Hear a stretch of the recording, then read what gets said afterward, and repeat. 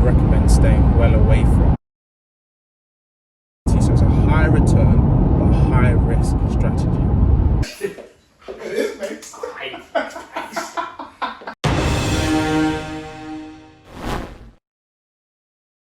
So new day, new week, and now today I've got action packed from early morning right up until quite late in the evening, because it's that day in the month where I always look to go and view in one area the portfolio of properties, and I do that sporadically for the other properties in other areas. So I'm going to be going down, checking a number of those properties. I can't get to them all in one day, but I look to randomly check them at different periods during the year, but always doing an inspection once a month.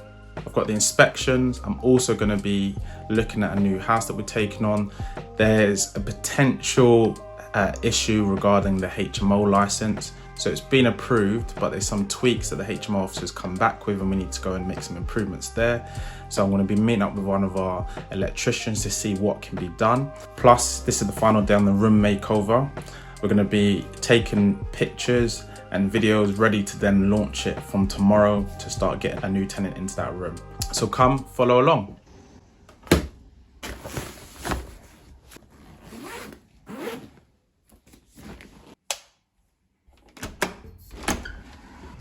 What just popped into my mind is a phone call I had yesterday with a prospective investor. They'd heard from us from a number of our channels. You know, probably every day we get 3 or 4 phone calls. And on this instance, I took the phone call because one of the members of staff were on holiday.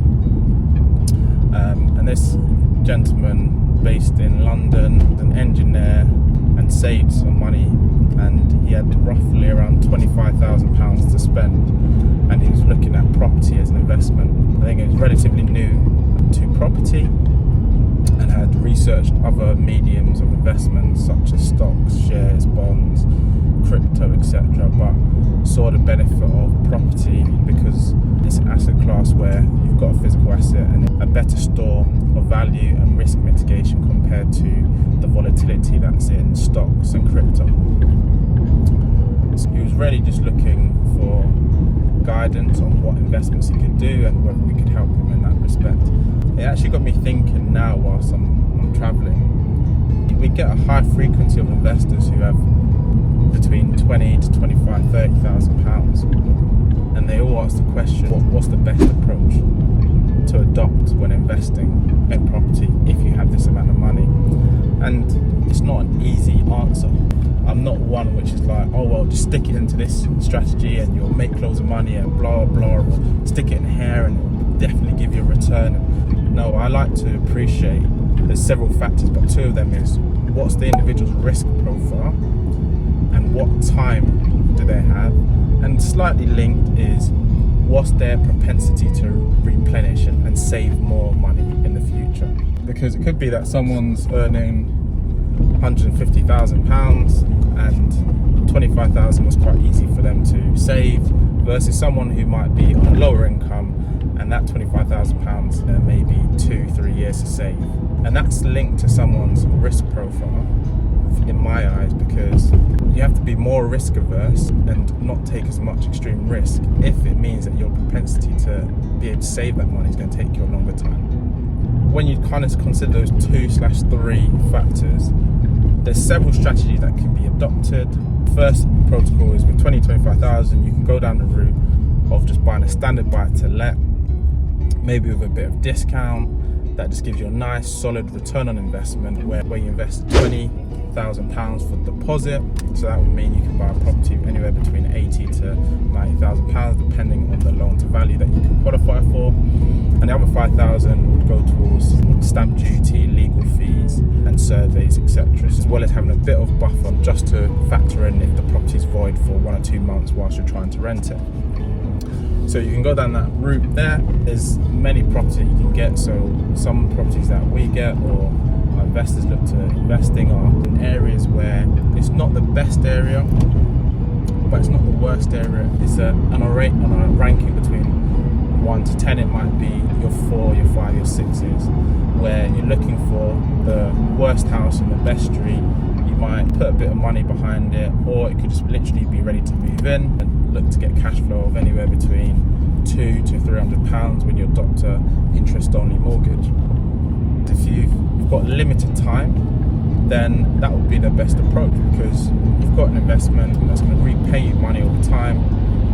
You've got a good solid tenant in place, you've got a good solid property that should over the long term increase in value. So that's your vanilla standard buy to let. But obviously there's other. Some people might think, invest in a HMO. And what's a HMO? It's a house of multiple occupancy, where you've got several unrelated in several different households, but within one house, co-living together. At 20 to 25,000, even 30, you're going to struggle to invest in what I consider a good, decent HMO.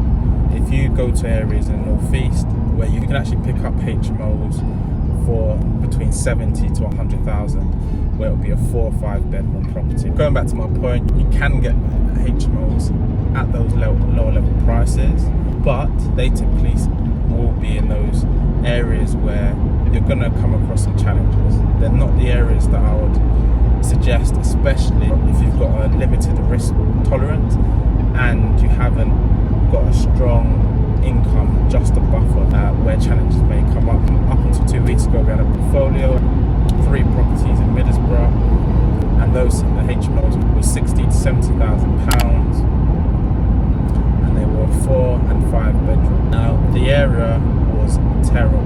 It's not a great area. You're going to get a lot of tenants who aren't working. They might be getting social support. They might be on benefits, and just generally the area is known as being quite high in crime. Yes, you can go and invest those HMOs, and on paper they'll make a lot of money, but if you're new, you haven't got a lot of time, I'd recommend staying well away from that. You need to have a high element of tolerance, a high element of being able to manage those tenants, and you have to have a lot of time, because you're going to be going to those properties potentially on frequently to deal with issues. There might be tenants that don't pay, tenants that move on. So typically I would stay well away from that. If you've got a number of properties, then it's a different case. Or if you've got specialism in supported living and social housing, etc., then go for it, definitely. But if you're just looking for more of a passive hands-on, so HMOs isn't something I would recommend, even though I've got a really strong background. I'd say stay away from that if it means you're going to be ending up investing in poorer quality stock in poorer quality areas. There is a caveat, and I'll share that later on. Now the next type of investment could be actually linked to HMOs, but going into better areas. But rather than you buying it outright, you look to control it, look to gain benefit from the cash flow over the capital appreciation, and that would be doing what we could consider rent to rent or guaranteed rent. With 20 to 25,000, you can factor in a budget of £5,000 to £6,000 per property, and at lower end, your net cash flow would be around £500. Using a £25,000 deposit divided by a renovation budget of £5,000, you would effectively be getting 5 properties, making £500 each. That's £2,500 net cash flow, which is a good type of investment, considering the things I'm going to share shortly. And then with that £25,000, that means in the next 2 to 3 months, based upon 100% occupancy, you'd then be in a place to get more and more and more, saving and reinvesting that money and taking more properties on. So that's momentum investing with regards to rent to rent. So it's a good adoption. Things you need to consider when we link to those key factors earlier on. Number 1, you don't need to have a significant backup of funds or ability to generate another 20 to 25,000, because it's a low entry strategy that you can get started straight away, and you don't need to invest in 5, you can invest in 4, and then once those 4 are up, then you can invest more. The factors you need to factor in is time is so important, because what people may not share is you'll effectively become like a letting agent or a property manager. So if you've got a full-time job during the day, what you're going to find is there's going to be issues sometimes in properties where it could be out of your control. Maybe the water's not working, or maybe some furniture's broken, or something's gone wrong. Remember, you've got a higher usage of the property So there's a higher probability of something coming up. If you're working a full-time job, that means that you're going to be called out at one point. You're going to get a phone call from a tenant. There's going to be something that goes wrong. If you've got a full-time job, you're right in the middle of a meeting, you've got your phone going off. How are you going to respond? Yes, you can look to adopt bringing in a letting agent, but your margin is going to be significantly eroded. Let's just give an example. It's a 4-bed property and you're renting it for gross rent of, let's say, £1,800, and your net cash flow is £500. Yeah, that would mean each room is rented for £450. Now, if you've got a letting agent, typically a letting agent will be charging anywhere from 10 to 15%. If you're going below that, the agent isn't necessarily going to be given the time and dedication that's needed for HMO, because they're not making enough return to qualify to pay for their time. So let's go with an example of 10%. That's £180 that you're going to be paying to your agent before VAT. But let's just keep it simple, £180. Your net cash flow is £500. So that means you're walking away with £320. Now your letting agent will typically then charge a 10% fee on top of any maintenance issues for call-outs, because the 10% will usually just be the management cost. And if there's any repairs that need to happen, the repair might be, I don't know, £100, and your letting agent will charge another £10 on top of that. So over time, that can eat up at your margins. So it's something to factor in. It's your time. It's your time. Even if you've got a job that requires you to work late into the evening, whilst you're working, again, you might have some phone calls during the day when you're trying to rest, or at night time whilst you're working. So it's a bit of a challenging one. If you've got the dedication, perseverance, and you don't mind that, and you can easily direct your attention from your work to then being able to deal with any one-off issues, then that might be a way to go. Growing trend to HMOs, the growing improvement in standards. There's now a number of changes in the law, which mean that you can't just say, I want to start investing tomorrow. There's licenses that you need to factor in. There's HMO restrictions. In some areas, for you to even get a license, there's certain number of qualifications you need. And this isn't going away, it's only going to increase further in terms of what's required. Another strategy that you could deploy would be actually using that money and looking to get planning gain. What is planning gain? It's where you find a site, maybe it's an empty field, or maybe there's a large enough space between a property or the side of property for there to be another property developed or a series of properties developed. Now with £25,000, you're not going to be able to buy the site typically, and you're not going to be able to develop out with that money unless you use other people's money or you get a loan or finance it.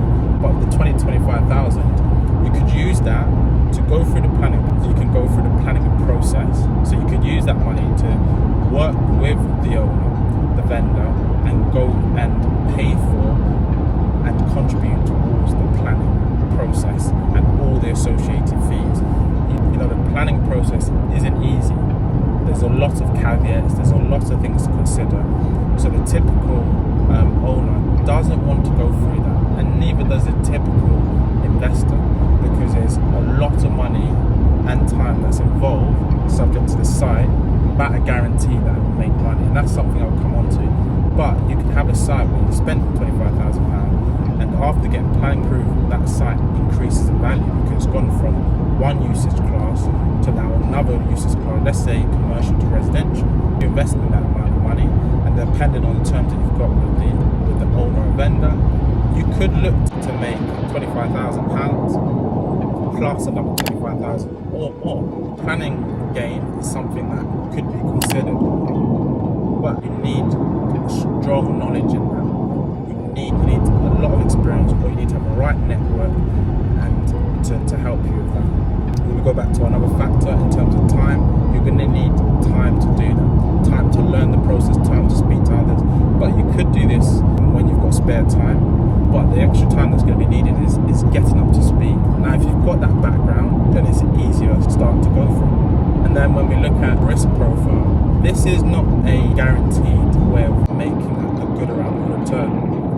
There's a lot of risk involved. There's no guarantee or assurance that you're going to get planning gain. So you can invest 20, 25,000, and the planning is rejected. Now you could go back and counter it, but then that means you're going to have to raise another X amount of money to go through that process again. So there's no guarantee. So it's a high return but high risk strategy. There's a number of things for you to consider there of how you use the money. If you like that, let me know. If I can go on to share tons more sort of nuances that you could deploy in investing 20 to 25,000. All right, so back in this property, you probably saw how it was before, how ugly and dated, and just literally a place that I wouldn't even want to live. We're literally just finishing off, putting the furnishings together, and then I'll show you what we consider a completed room ready to move in. And if you're thinking who's shuffling in the background, that's Dolly. She's a bit scared to come on camera. She said, I haven't done my hair yet. I haven't washed it. So maybe you'll see her, maybe you won't. Who knows?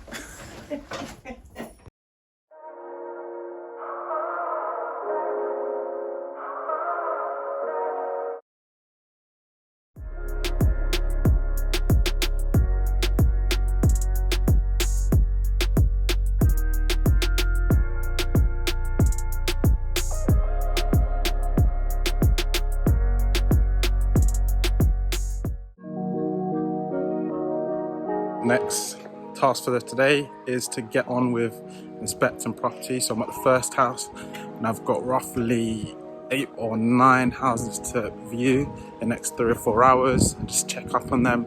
Let's see how it is. I'll try and get as much clippage as possible, but obviously we just need to be considerate of tenants as well. So follow along.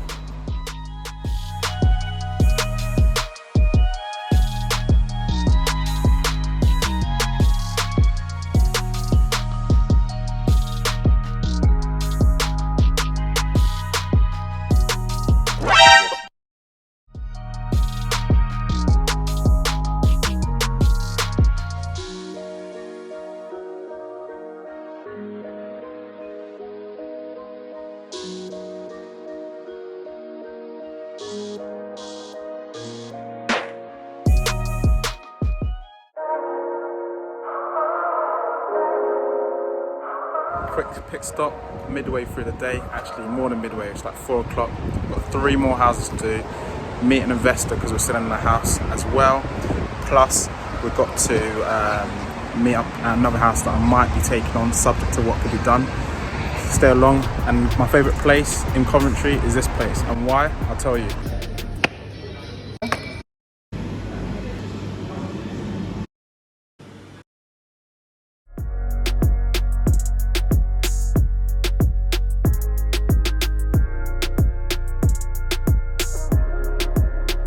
Hey, so now I'm in the house that we potentially may take on. So there's a tenant upstairs, so I'm not going to say too much. There's Andy, our trusted electrician. And then, yeah, just follow along. Let's be educated. I'm going to be observant as much as you are. Right. So what was...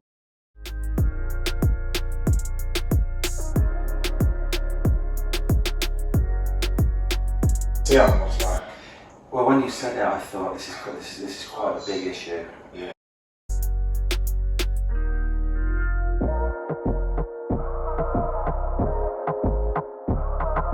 You could play switcheroo, but again, the sink would be very close to. But that's only a bathroom, so you've got one double socket there for that, and then I think you're right. I think if you got rid of the TV and basically. Get rid of the TV, get rid of this unit and put in potentially a proper kitchen unit.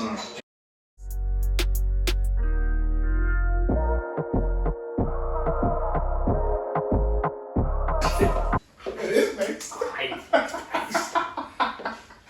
Are you standing on top of it?